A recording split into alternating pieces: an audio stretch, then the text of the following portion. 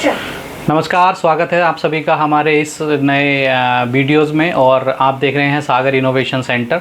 सागर innovation centre basically उन लोगों के लिए एक बहुत अच्छा चैनल होने वाला है जो लोग इंजीनियरिंग बैकग्राउंड से हैं या जो इंजीनियरिंग करने की सोच रहे हैं या जो लोग आईआईटी, एनआईटीज़ और बीटेक या यूपीएससी, पीसीएस की तैयारी कर रहे हैं। तो ये साइंस का एक प्रोजेक्ट है बेसिकली। इस चैनल के अंदर मैं आपको वो सारे प्रैक्टिकल नॉलेज शेयर करने वाला हूँ जो मैंने ऑलमोस्ट 16 ईयर अपने इंडस्ट्री में दिए हैं। आज का जो टॉपिक है उस पर जाने से पहले थोड़ा सा हम प्रीवियस टॉपिक्स पे जाएंगे। प्रीवियस टॉपिक्स में हमने 2 वीडियोस बनाई हैं और वो वोल्टेज से रिलेटेड हैं। तो वोल्टेज कैसे जनरेट हुई, कैसे फैराडेज ने, निकोला टेस्ला कौन थे, एडिशन कौन थे, तो अगर उन सब के बारे में आपको जानना है तो हमारी प्रीवियस वीडियो आप देख सकते हैं। आज का जो टॉपिक होने वाला है वो बहुत इंटरेस्टिंग होने वाला है। और इंटरेस्टिंग मैं इसलिए कहूँगा क्योंकि फैराडे ने जो इलेक्ट्रिसिटी जनरेट की थी, बेसिकली फैराडे ने ये फाइंड आउट किया था कि चुंबक के द्वारा हम इलेक्ट्रिसिटी कैसे बनाते हैं, राइट। तो वो हमने डिटेल्ड ऑलरेडी एक्सप्लेन कर दिया है उसके बारे में। तो फैराडे ने जब चुंबक से इलेक्ट्रिसिटी बनाई थी तो उन्होंने बेसिकली 2 नियम दिए थे। तो आज उन्हीं नियम के बारे में हम डिस्कशन करेंगे। अगर आप चैनल पे नए हैं तो चैनल को सब्सक्राइब कर लीजिए, लाइक कर लीजिए और अपने दोस्तों के साथ शेयर कर लीजिए। बेसिकली अगर आप ये पीपीटी देख रहे हैं तो बेसिकली ये फैराडेज लॉ है, ये मैग्नेट है, ये कोयल है एंड ये हमारा वोल्ट मीटर हो गया। इसको ऐसे बोल सकते हैं, राइट।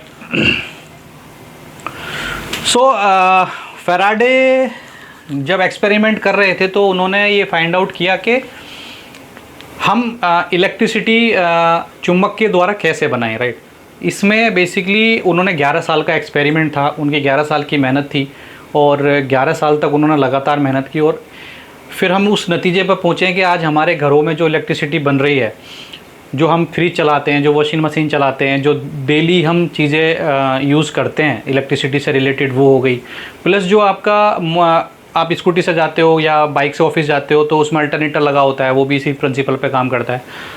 या फिर आप जैसे आपकी कार है, कार में आप बैटरी यूज़ करते हो, सेल्फ मारते हो, बैटरी से करंट जाता है और स्टार्ट हो जाता है और एक अल्टरनेटर वापस उसको करंट देना शुरू कर देता है पूरी सिस्टम को। तो ये पूरा एक मैकेनिज्म है। जनरेटर्स होते हैं बड़े बड़े, आपने देखे होंगे, कई केवी के जनरेटर्स होते हैं, मार्केट में रखे होते हैं। और पावर जनरेटर सिस्टम होते हैं जहाँ से बिजली बनती है, थर्मल प्लांट होते हैं जहाँ से बिजली बनती है। तो वो सारे के सारे इन 2 नियमों को फॉलो करते हैं बेसिकली। फैराडे का पहला नियम क्या था? तो फैराडे का पहला नियम ये बताता है कि इसमें इलेक्ट्रिसिटी कैसे पैदा करते हैं, मतलब इलेक्ट्रिसिटी का जनरेशन कैसे करते हैं। तो फैराडे का फर्स्ट लॉ है, यह नियम बिजली पैदा करने की शर्त को बताता है, राइट। अब पैदा करने की शर्त को कैसे बताता है? जब आप किसी कंडक्टर मीन्स तांबे की कोयल से जुड़े चुंबकीय फ्लक्स में बदलाव होता है, मतलब ये कोयल होगी और एक यहाँ मैग्नेटिक फ्लक्स होगा, ठीक है। एक के पास मैग्नेटिक लेके जाएंगे तो इसके चुंबकीय फ्लक्स में जो बदलाव होगा इस कोयल की वजह से, तो उसमें एक ईएमएफ, कोयल में एक ईएमएफ जनरेट होता है। और ईएमएफ को आप जानते हो बेसिकली इलेक्ट्रोमोटिव फोर्स होता है जो वोल्टेज का रूप होता है बेसिकली। तो इन्होंने क्या ये दिया कि एक आप कोयल लेंगे, उस कोयल के पास आप चुंबक लेके जाएंगे और उस चुंबक को आप रोटेट करेंगे क्लॉकवाइज और एंटी क्लॉकवाइज। जो इसके अंदर मैग्नेटिक फील्ड्स है, इसका एक एरिया होगा, मैग्नेटिक फील्ड्स इनटू एरिया, वो उसको कहेंगे फ्लक्स। तो जितना ज़्यादा एरिया होगा उतना ज़्यादा फ्लक्स होगा, जितना मैग्नेटिक लाइंस चुंबक के अंदर होंगी उतना ज़्यादा फ्लक्स जनरेट होगा। इसमें डिटेल में हम और डिस्कस करेंगे।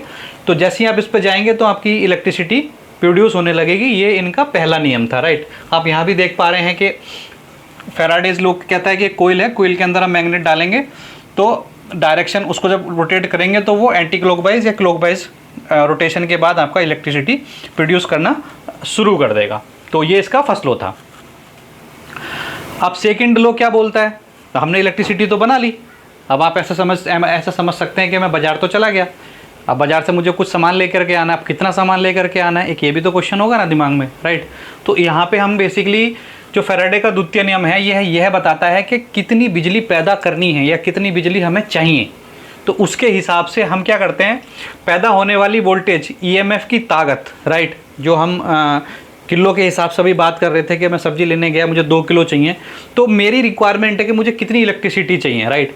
तो वो इलेक्ट्रिसिटी में कितनी पावर होनी चाहिए, या ऐसे आप समझ सकते हैं कि मेरा एक घर है तो मेरे घर के बाहर एक जनरेटर लगा हुआ है, तो मैं मार्केट जाके ऐसा थोड़ी ना है कि मार्केट गया और वहाँ से जनरेटर उठा लाया कि मुझे 50 किलोवाट का जनरेटर दे दो। अगर आप कैलकुलेट करोगे तो आपके घर में नॉर्मली 3 पंखे होते हैं, 2 बेडरूम में होते हैं और एक किचन में होता है। बेसिकली 4 पंखे आप पकड़ सकते हैं मोटा मोटा से, 2 AC होते हैं। तो ओवरऑल अगर आप जो घर का लोड लगाएंगे वो 4-5 किलोवाट ही निकल करके आता है एट ए टाइम। तो आप मार्केट जाएंगे तो आपको पता है कि यहाँ पे घर की रिक्वायरमेंट कितनी है, तो 5 किलोवाट की रिक्वायरमेंट है, तो आप मार्केट जाइए, वहाँ से 5 किलोवाट जो है जनरेटर लेकर के आइए और वो आपके पूरी घर की एक लाइट को सप्लाई करेगा। बट यहाँ क्या है, इस नियम के हिसाब से हमें एक घर को रोशन नहीं करना है, हमें पूरे इंडिया की बात करें या पूरे वर्ल्ड की बात करें, जहाँ भी इलेक्ट्रिसिटी की रिक्वायरमेंट होती है वहाँ पावर देनी है। तो हम जो पावर जनरेट करेंगे वो उसकी डिमांड के हिसाब से हमें जो कैलकुलेशंस आएंगी, तो कितनी पावर चाहिए, वो जो नियम है वो सेकंड लॉ ऑफ फैराडेज में आता है। मींस पैदा होने वाली वोल्टेज की ताकत चुंबकीय फ्लक्स में होने वाले बदलाव की दर के डायरेक्टली अनुपातिक होता है। अनुपातिक का मीन्स प्रोपोर्शनल होता है। अब आप समझ सकते हैं इसको, ये फार्मूला उन्होंने दिया था epsilon equals to -kn d∅/dt। अब इस फार्मूले को आप समझिए। एप्सिलॉन है बेसिकली इंड्यूस वोल्टेज, जो वोल्टेज कंडक्टर मीन्स जो कोयल है आपकी, उस कोयल के यहाँ पे जो वोल्टेज मिल रही है आपको, वो वोल्टेज है बेसिकली आपकी EMF, right, induced EMF। Okay, N क्या है, अब चूंकि उन्होंने कोयल से, चुंबक से इलेक्ट्रिसिटी बनाई थी कोयल के द्वारा, तो एन है नंबर ऑफ टन्स, आप इसको ध्यान रखिएगा, एन है number of turns, right. d∅/dt flux के बदलाव की गति, यानी कि आपकी कोयल है, उस कोयल के अंदर आप बेसिकली एक कोयल है आपकी, उस कोयल के अंदर आप मैग्नेट डाल रहे हो, फिर उसको रोटेट कर रहे हो। आप ऐसा समझो, मैग्नेट डाला, आपने रोटेट किया, ठीक है। तो फ्लक्स के तो जितनी तेज़ी से आप उसको रोटेट करोगे उतनी तेज़ी से आपका इंड्यूस्ड EMF प्रोड्यूस होगा, ठीक है, उतना ज़्यादा आपका वोल्टेज बनेगा। एंड दूसरा क्या है, नेगेटिव, माइनस का नेगेटिव जो आप जी देख रहे हो, माइनस साइन देख रहे हो, तो माइनस साइन है, यह लेंज लॉ को दर्शाता है। तो लेंज लॉ पे भी डिस्कस करेंगे, जिसका मतलब है कि पैदा हुई बिजली उसी कारण का विरोध करती है जिससे वो पैदा हुई है, एक तरीके से रजिस्ट करती है, इसलिए वहाँ पे माइनस साइन आया है। तो अगर आप इसको इस उदाहरण से समझेंगे कि आप घर में एक जनरेटर लेके आते हो, राइट, कितना अच्छा होता कि अगर एक जनरेटर एक बार चालू हो जाता तो हमेशा के लिए बिजली देता रहता, बट ऐसा होता नहीं है। जैसे ही आप उसको बंद करते हो या तेल खत्म होता है तो वो वापस थोड़ी देर चलता है, एक 10-20 सेकंड, और उसके बाद अपनी इनिशियली स्टेज में आ जाता है। तो वो जो इनिशियली स्टेज का पता लगाया था वो बेसिकली किसने लगाया था, वो लगाया था लेंज ने। तो लेंज ने ये फाइंड आउट किया था कि इलेक्ट्रिसिटी जो बन रही है तो वो उसी का विरोध करती है अपोजिट डायरेक्शन में, राइट। तो वो बेसिकली इसीलिए ये माइनस के साइन आता है। और एक और मैं इसमें बहुत अच्छा एग्जाम्पल देना चाहता हूँ, जब आप ट्रेन में चलते हो तो ट्रेन में लेंज ब्रेक्स होते हैं, मतलब लेंज ब्रेक्स होते हैं कि ट्रेन चल रही है तो वो जो इलेक्ट्रिसिटी उसके अंदर बन रही होती है, उस मोटर के द्वारा बन रही होती है, तो उसमें अपोजिट फोर्स भी लगता है। तो जब कई बारी इंजन इमरजेंसी ब्रेक मारता है तो वो बेसिकली उसी प्रिंसिपल को फॉलो करके मारते हैं वो लोग, इमरजेंसी ब्रेक जो मारते हैं, ताकि तुरंत एकदम चीज़ें कंट्रोल हो जाएं।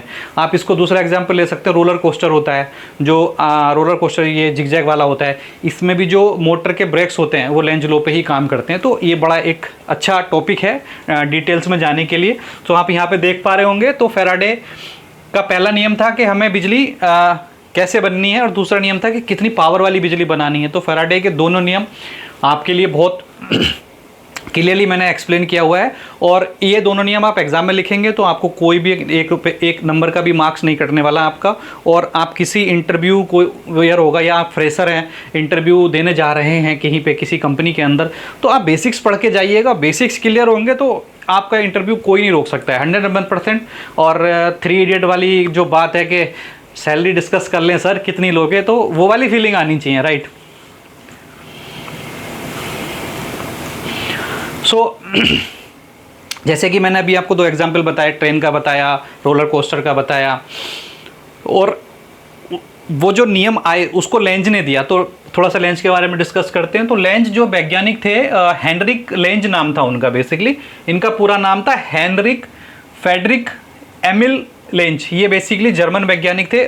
जर्मन वैज्ञानिक के बारे में थोड़ा सा मैं और आपको डिटेल बताना चाहता हूँ। जर्मन वैज्ञानिक बहुत टैलेंटेड होते हैं अपने फील्ड के बारे में।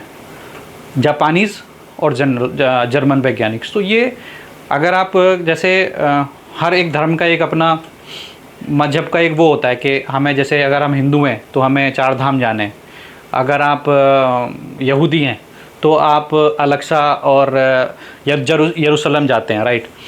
ऐसे ही जो हमारे इंजीनियर्स होते हैं, जो मैकेनिकल इंजीनियर्स होते हैं, उनके लिए ये एक ऐसा स्थान है जर्मनी कि अगर वहाँ जाओगे ना, जर्मनी की टेक्नोलॉजी वर्ल्ड फेमस है।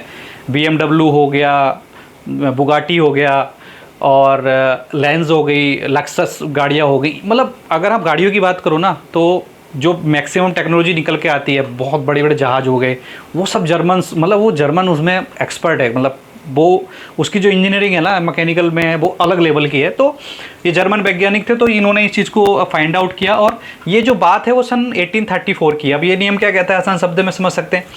लेंज का नियम यह बताता है कि प्रेरित विद्युत धारा, यानी कि जो करंट प्रोड्यूस हो रहा है, करंट प्रोड्यूस हो रहा है, उसकी जो दिशा होगी वो वही उसके विपरीत होगी जिसकी वजह से वो पैदा हो रखा है। तो इन्होंने ये बताया। उदाहरण के तौर पर देखते हैं, अगर आप एक चुंबक को किसी कुंडली के पास ले जाते हैं तो कुंडली में पैदा होने वाली बिजली एक ऐसे चुंबकीय क्षेत्र बनाएगी जो चुंबक के पास आने से रोकता है। ओके, यानी कि अगर ये नॉर्थ है, अगर इसको ऐसे हम इसकी तरफ ले जा रहे हैं और मैग्नेटिक इंड्यूस उधर हो रहा है, तो इसका वोल्टेज हमेशा अपोजिट बनेगा, राइट। अगर इसका मैग्नेटिक फील्ड इधर है और इसको हम इधर ले जा रहे हैं, तो इसका जो वोल्टेज है वो अपोजिट साइड बनेगा। तो इंड्यूस्ड वोल्टेज हमेशा मैग्नेट के अपोजिट डायरेक्शन में फ्लो करती है। अब इसमें एक बहुत अच्छा इंटरेस्टिंग टॉपिक है कि जो हमारा फ्लक्स है वो क्या होता है। फ्लक्स क्या होता है? तो फ्लक्स का बेसिकली जो मैग्नेटिक फ्लक्स है वो एक ग्रीक अक्षर फाई को दर्शाता है। तो phi equals to B dot cos theta होता है बेसिकली। तो बी क्या है? अगर हम बी की बात करें तो बी है चुंबकीय क्षेत्र, जो दिख रहे हैं आप, ये लाइनें दिख रही हैं, जब चुंबकीय क्षेत्र को दर्शाता है। ओके, एरिया क्या है? वह क्षेत्र जहां से ये मैग्नेटिक लाइंस गुजरेंगी। मींस ये जो एरिया है ना आपका, ये सब ये मैग्नेट है और ये कोयल है। तो मैग्नेट का जो एरिया जहां से मैग्नेटिक लाइंस गुजरेंगी, मींस अगर आप इसको पकड़ सकते हैं तो यहां से मैग्नेटिक लाइंस गुजरेंगी आपकी, राइट। तो वो हो गया आपका एरिया, जो क्षेत्रफल है जहाँ से मैग्नेटिक लाइंस गुजरेंगी। तो आप इसको और एग्जांपल दे सकते हो। आप सबने घर में जनरेटर्स देखे होंगे, राइट। तो जनरेटर्स की जब बाइंडिंग देखते हो ना, तो उसके ऊपर पत्तियाँ होती हैं, छोटी छोटी छोटी छोटी छोटी छोटी सी आयरन कोर की पत्तियाँ होती हैं। तो वो जो पत्तियाँ होती हैं ना, उससे से एरिया डिसाइड होता है। उनकी जो चौड़ाई, थिकनेस होती है, और उनकी लंबाई हो गई और चौड़ाई हो गई। तो लंबाई और चौड़ाई, तो जितना ज़्यादा हमारा क्षेत्रफल होगा उतनी ज़्यादा मैग्नेटिक फ्लक्स प्रोड्यूस होगा, और जितना ज़्यादा मैग्नेटिक फ्लक्स प्रोड्यूस होगा उतना ही ज़्यादा एप्सिलॉन इक्वल्स टू माइनस के एन डी फाई बटी डी टी से इंड्यूस्ड वोल्टेज पैदा होगी। तो इंड्यूस्ड वोल्टेज डिपेंड करती है किस किस पे? आपका नंबर ऑफ टर्न्स को बढ़ाएंगे तब भी इंड्यूस्ड ईएमएफ बढ़ जाएगा। आप मैग्नेटिक फ्लक्स को बढ़ाओगे, चुंबकीय फ्लक्स को बढ़ाओगे, तब भी आपका वो बढ़ जाएगा, इंड्यूस वोल्टेज बढ़ जाएगा। अगर आप क्षेत्रफल को बढ़ाओगे, यानी कि कोई मोटर छोटी होती है, कोई बड़ी होती है, कोई इतना बड़ा जनरेटर होता है, कोई बहुत बड़ा घरों के बराबर जनरेटर होता है ना, तो उसमें क्या होता है कि हमारा एरिया बढ़ाते हैं हम पावर के हिसाब से, कि हमें कितनी पावर बनानी है। तो जो द्वितीय नियम था फैराडे का, वो द्वितीय नियम phi equals to B dot A cos phi को बिल्कुल सेटिस्फाई करता है, और ये हम अगली स्लाइड में देखते हैं। अब इसमें आपने देखा होगा, बी आपको समझ में आ गया, मैग्नेटिक फील्ड है, बी हमारा मैग्नेटिक फील्ड हो गया, राइट। ए हमारा एरिया हो गया। तो ये कोस थीटा का लेने का क्या रीज़न रहा? कोस थीटा क्यों आया उस कंडीशन में कि कोस थीटा की जरूरत ही नहीं होती। बट कोस थीटा क्या होता है कि जब आप किसी भी चीज़ को रोटेशन में लेके जाते हो तो वो 0 से 360 डिग्री घूमता है। तो 0 से 360 रेडियन में हो गया। अब आप जब उसे नंबर्स में कन्वर्ट करोगे तो आपको वहाँ पे कोस टेबल का कन्वर्जन चाहिए होता है, कोस और साइन का चाहिए होता है। तो अगर आप ये अगर आप देख पा रहे हैं इस टाइप से, तो ये हम साइन थीटा के लिए लेते हैं, और ये हम हमेशा समानांतर कोस थीटा के लिए लेते हैं। तो साइन थीटा और कोस थीटा, राइट। तो वही कॉन्सेप्ट इसके अंदर होता है। अब कैसे इस चीज़ को कैसे देखेंगे कि मान लीजिए हमारे पास एक रियल एग्जाम्पल हम लेते हैं, एक हमारे पास एक जाली है या कोई छन्नी है। तो वो छन्नी के अंदर आप पानी आ रहा है। तो ये जो लाइन आपको दिख रही है, ये लाइन है बेसिकली मैग्नेटिक फ्लक्स की, मैग्नेटिक फील्ड की लाइन है, राइट। तो और जो इसके अंदर पानी इकट्ठा हो रहा है वो है मैग्नेटिक फ्लक्स। अब इसमें फार्मूले से आते हैं। जब इस छल्ली का एंगल यूं है, सतह यूं है, मीन्स एक कटोरा पकड़ सकते हैं, कटोरी पकड़ सकते हैं, या एक बर्तन ले सकते हैं। या फिर आप ऐसे करिए कि आप एक एग्जांपल ये भी दे सकते हैं कि बारिश पड़ रही है, बहुत सारी बारिश, मतलब बारिश हो रही है, काफ़ी तेज़ बारिश हो रही है, तो आप अगर हाथ को यूँ रखेंगे, उसके पैरेलल में रखेंगे, तो ये कितना डिग्री एंगल बनाएगा सतह से? 90 डिग्री। तो इस कंडीशन में आपकी हथेली पे पानी रुकेगा? नहीं रुकेगा।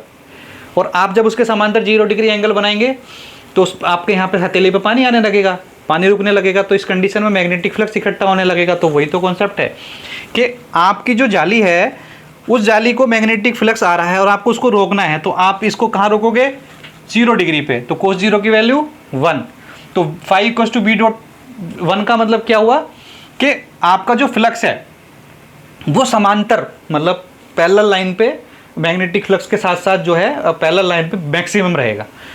ठीक है, और यहीं से हमारा साइन थीटा का कॉन्सेप्ट भी आता है, जहाँ से हमारी वोल्टेज मैक्सिमम इंट्रोड्यूस होती है। ठीक है, फिर आप इसको क्या करोगे? इस फ्लक्स के पैरेलल कर दो, आप इस टोकरी को ऐसे कर दो, ऐसे कर दोगे तो cos 90 की वैल्यू कितनी हो गई? 0। अब जब cos 90 की वैल्यू 0 हो गई तो आपकी जो हथेली का पानी था वो गिर गया। तो हथेली का पानी गिर गया तो मैग्नेटिक फ्लक्स, यानी कि पानी या मैग्नेटिक फ्लक्स बचा ही नहीं, तो वो 0 हो गया।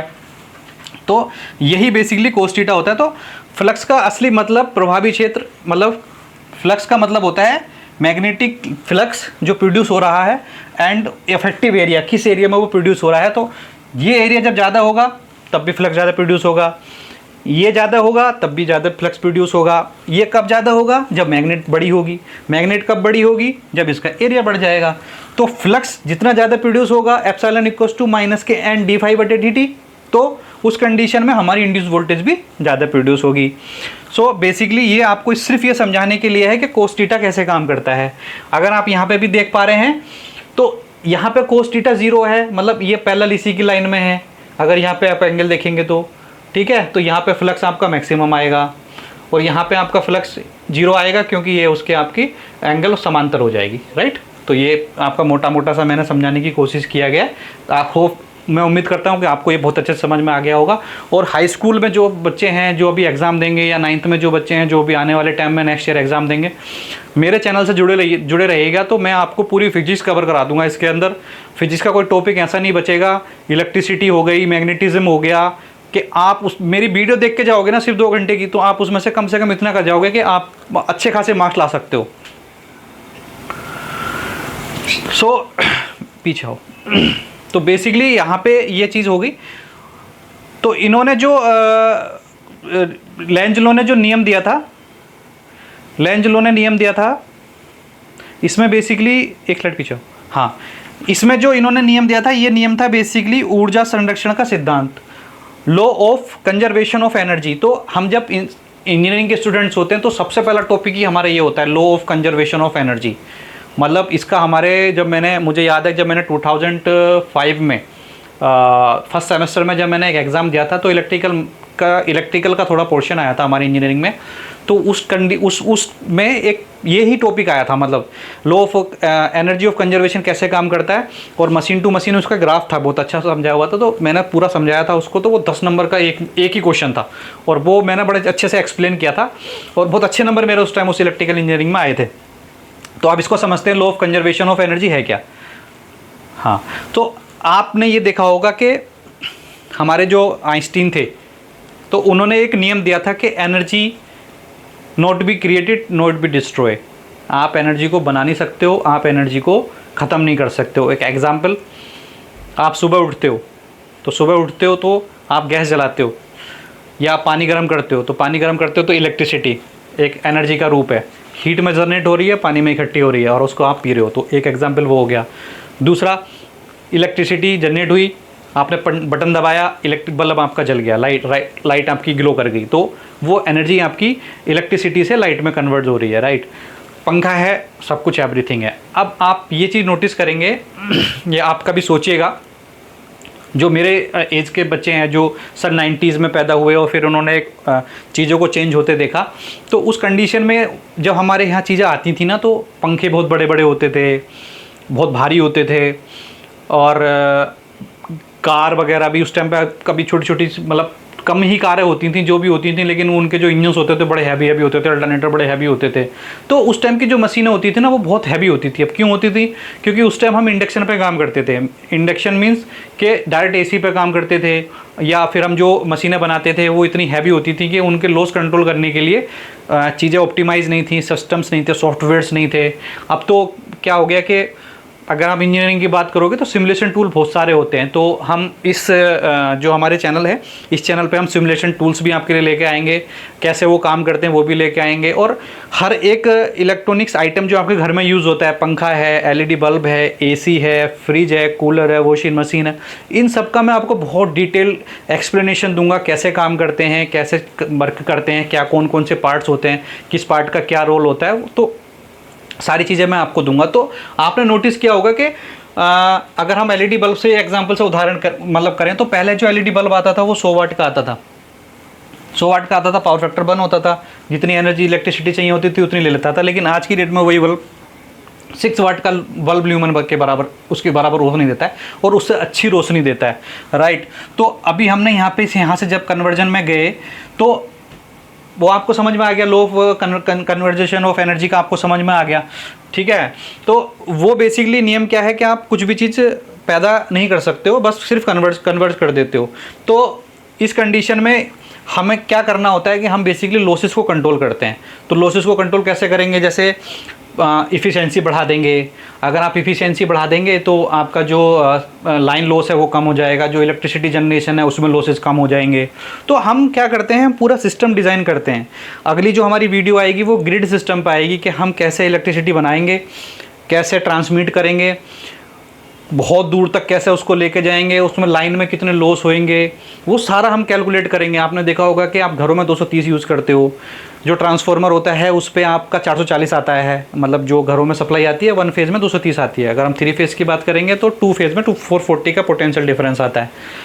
उसमें जो इनपुट आता है ट्रांसफार्मर में, घरों के बाहर जो ट्रांसफार्मर लगे होते हैं उसमें 11,000 वोल्ट आता है। वो 11,000 वोल्ट 33 मतलब 33,000 वोल्ट पे आता है, 33 केवी पे आता है। वो जो अपने वहाँ से आता है, जो मतलब मान लीजिए आप छोटे एरिया में रहते हो, सपोज जैसे आप दिल्ली में रह रहे हो, तो दिल्ली में जो सप्लाई आ रही होंगी वो लगभग 6 लाख वोल्ट की आ रही होंगी। तो वो क्यों आती हैं, कैसे आती हैं, इसके बारे में हम बहुत डिटेल जाने वाले हैं।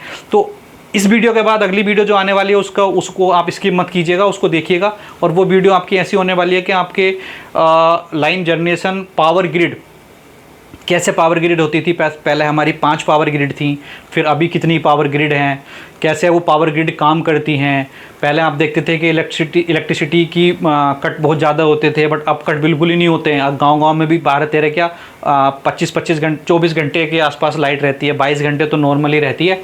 तो अगर मैं अपने समय की बात करूं तो हमने तो वो दौर देखा है कि दिन भर में मुश्किल से 2-3 घंटे लाइट आती थी और रात को भी 2-3 घंटे लाइट आती थी। तो मेरे पापा गवर्नमेंट में थे, पुलिस में थे, तो हमारी पोस्टिंग मथुरा में हुआ करती थी। तो मथुरा की एक तहसील हुआ करती थी छाता।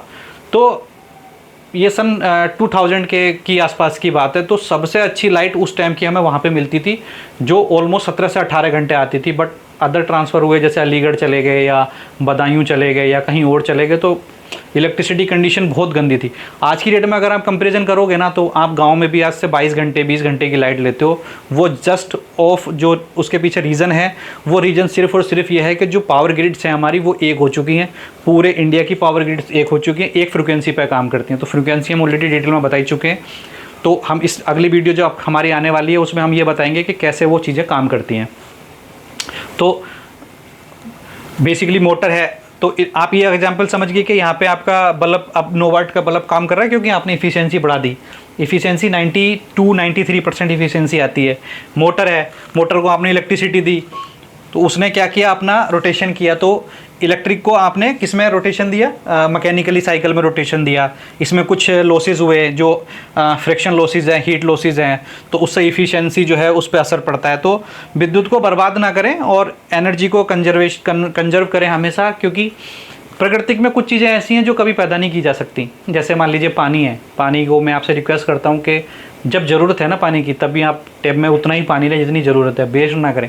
क्योंकि पानी आप सेव नहीं कर, मतलब सेव कर सकते हो, पानी को आप पैदा नहीं कर सकते हो। दूसरी चीज़, इलेक्ट्रिसिटी एक इतनी कॉस्टली चीज़ होती है कि इसको बनाने में पूरा गवर्नमेंट का पूरा सिस्टम लगा होता है। 24 घंटे जो आप बल्ब जला के स्विच दबा के आप जैसे लाइट जला लेते हो, अभी टीवी चल रहा है, तो इनके पीछे पूरा सिस्टम काम कर रहा होता है। तो उस सिस्टम को अगर आप जितना रिलैक्स करेंगे तो आपको चीज़ें उतनी अच्छी मिलेंगी, आपकी लाइफ उतनी अच्छी बढ़ेगी। हर कंपोनेंट की एक लाइफ होती है जो हम कैलकुलेट भी करेंगे आने वाले टाइम में, आपको बताएंगे भी कैसे करती है। तो हर कंपोनेंट की एक लाइफ होती है, वो लाइफ पे जाने के लिए उसको क्या कंडीशंस फॉलो करनी होती हैं। कुछ होता है कि आप कोई कंपोनेंट को, जैसे इलेक्ट्रोलाइटिक कैपेसिटर है, आप उस कंपोनेंट को यूज़ मत करो, वो 2 साल 3 साल में वैसे ही ख़राब हो जाता है, क्योंकि वो एल्युमिनियम से बना होता है, उसके अंदर ऑक्सीडेशन हो जाती है, तो एल्युमिनियम खुद से ही ऑक्सीडाइड हो जाता है। कुछ कंपोनेंट ऐसे होते हैं जो 50-50 साल तक चले जाते हैं, अगर जैसे मॉसफेट है, डायोड है, बीजेटी है, तो इनके पावर लॉसेस और इनका जो सेफ ऑपरेशन एरिया है, उस सेफ ऑपरेशन एरिया में आप इससे काम करवाओगे तो ये 50 साल के 100 साल भी चल जाएंगे। तो हम उन चीज़ों को अवॉइड करें, उन चीज़ों को वेस्ट ना करें जो हमें प्रकृति ने दी हुई हैं। क्योंकि आप पावर को कैसे जनरेट करते हो, आप पानी इकट्ठा करते हो, उसको इकट्ठा करने के बाद आप टरबाइंस में लोगे, तेज़ी से गिराओगे तो वो हाइड्रो पावर हो गया, उसको हीट में कन्वर्ट करोगे यूरेनियम के थ्रू, रिएक्टर्स के थ्रू, कोयले के थ्रू, फिर वो हीट जो है वेपर में बनेगी, भाप बनेगा, देन उसके बाद में वहाँ से फिर टरबाइंस घूमेंगी। तो आप किसी चीज़ को वेस्ट ना करें। पानी हो गया, आपकी एयर को स्वच्छ रखें, कम से कम चीज़ों का इस्तेमाल करें। तो मेरा ये कहना है कि प्रकृति में कुछ भी उधार नहीं है, ये प्रकृति हमसे हर चीज़ का समय के साथ चीज़ें वसूल कर लेती है। अगर हम उसकी कदर नहीं करेंगे तो वो हमसे वसूल कर ही लेगी। तो मोटर हो गया, तो ये मोटा मोटा सा आपको समझ में आ गया कि एनर्जी हम सिर्फ कन्वर्ट करते हैं, पैदा नहीं कर सकते। बल्ब के केस में भी देख लिया, मोटर के केस में भी देख लिया, हीटर के केस में भी देख लिया, सारे केसेस में हमने ये देख लिया। सो ये जो टॉपिक था फैराडेज लॉ का, मैं उम्मीद करता हूँ कि वो आपको अच्छे से समझ में आया होगा। आपकी कोई क्वेरी है, कुछ अगर और आपको इंटरेस्टिंग जानना है तो आप कमेंट सेक्शन में अपना व्हाट्सएप का नंबर दे सकते हैं, या फिर अपना आप इंस्टाग्राम का दे सकते हैं, या फिर आप टेलीग्राम का दे सकते हैं। तो मैं आपके उन क्वेश्चंस का जवाब दूंगा। और अगर आप पीसीएस के स्टूडेंट्स हैं, आप अगर इंजीनियरिंग के स्टूडेंट्स हैं और आप क्वेश्चंस, इंटरव्यूज़ के क्वेश्चंस के बारे में कुछ डीप जानना चाहते हैं, तो मैं उसके लिए भी आपके पास 24 आवर्स अवेलेबल हूँ। और मैं 99% आपके क्वेश्चंस जो होंगे उनको उनका आंसर देने के लिए मैं 100% आपको साथ अवेलेबल रहूँगा। बट 1% हो सकता है कि मुझे भी ना पता, बट उनको साथ में मिलकर ढूंढ लेंगे, ऐसी कोई दिक्कत वाली बात नहीं। कुछ आपको पता होगा, कुछ मुझे पता होगा। तो अब इसके बाद जो हमारा टॉपिक आने वाला है वो बहुत इंटरेस्टिंग होने वाला है। और ये टॉपिक ऐसा है, और ये मैंने इसलिए सेलेक्ट किया क्योंकि लोगों को पता ही नहीं है कि ग्रिड होती क्या है, क्यों इलेक्ट्रिसिटी जाती है, क्यों आपके घरों में इलेक्ट्रिसिटी काट दी जाती है। पता चलता है कि ज़्यादा गर्मी बढ़ रही है तो आपकी लाइट बार बार जा रही है, बार बार आ रही है। कैसे हम जनरेशन करते हैं, कैसे ट्रांसमिशन करते हैं, कैसे हम ट्रांसमिशन में आप देख रहे होगे खंबे के साइज, ये भी कल हम कल कैलकुलेट करेंगे, अब नेक्स्ट वीडियो में हम कैलकुलेट करेंगे। क्यों सब स्टेशन की ज़रूरत पड़ती है, कि उससे डिस्ट्रीब्यूशन का क्या रोल होता है, आपके घरों में कैसे आती है।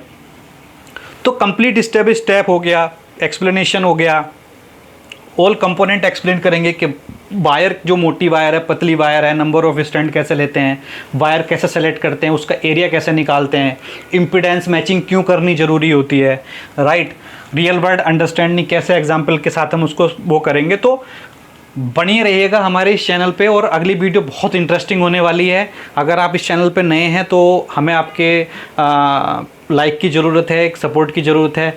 आप सब्सक्राइब करने में, लाइक करने में आपका कुछ नहीं जाएगा, बट आपको एक ये होगा कि आपके पास नोटिफिकेशन ईजिली आएंगी, मेरी वीडियोस मैक्सिमम जब भी आएंगी तो आपको आती रहेंगी। और हम अभी जो है बेसिक से उठ के ऊपर उठ चुके हैं, और हम एक लेवल पर आ चुके हैं कि हमने इलेक्ट्रिसिटी किसने आविष्कार किया, फैराडेज कौन था, निकोला टेस्ला कौन थे, एडिशन कौन था, उसके बाद फैराडेज ने क्या नियम दिए, हमने जनरेशन कैसे करी इलेक्ट्रिसिटी की, तो हम वहाँ तक आ चुके हैं। अब हम उसको जनरेट करेंगे, कैसे कैसे होगा वो हो गया। उसके बाद उसको ट्रांसमिट करेंगे। 4000 वोल्ट या 4 लाख वोल्ट, 6 लाख वोल्ट क्यों चाहिए, कोरोनल इफेक्ट क्या होता है, वायर से आवाज़ क्यों आती है, तो वो सारी चीज़ें हम इसमें नेक्स्ट वीडियो में वो करने वाले हैं, कवर करने वाले हैं, राइट। सो इसके बाद अगर ये इसी टॉपिक में हम अगले टॉपिक में जाएंगे, वो टॉपिक रहेगा ग्रिड फेल क्यों होती है, इसके पीछे का लॉजिक क्या है, क्यों ग्रिड फेल होती है, कैसे हम उसको बचा सकते हैं। तो लॉ ऑफ एनर्जी कंजर्वेशन जो मैंने आपको बताया, तो वो काफ़ी हद तक ग्रिड फेल होने के लिए कल्पित होता है कि ये ग्रिड फेल को कर सकता है, तो वो भी हम एक्सप्लेन करेंगे। फ्रीक्वेंसी ड्रॉप क्यों होता है, फ्रीक्वेंसी की रेंज क्या है इंडिया में, और जब फ्रीक्वेंसी की डिमांड बढ़ती है तो फ्रीक्वेंसी चेंज होती है जिसकी वजह से ग्रिड में इम्पैक्ट आता है। हार्मोनिक्स क्या होते हैं, लोड इम्बैलेंस क्या होता है। तो बने रहिए हमारे इस चैनल पे जिसका नाम है सागर इनोवेशन सेंटर। चैनल पे नए हैं तो सब्सक्राइब कीजिए, वीडियो पसंद आई है तो लाइक कीजिए, अपने दोस्तों के साथ शेयर कीजिए और बेल आइकन दबा के रखना। अगर बेल आइकन नहीं दबाएंगे तो आपको हमारी आने वाली वीडियोज़ के बारे में पता नहीं चलेगा। थैंक यू, नमस्कार। आज के लिए इतना ही, धन्यवाद।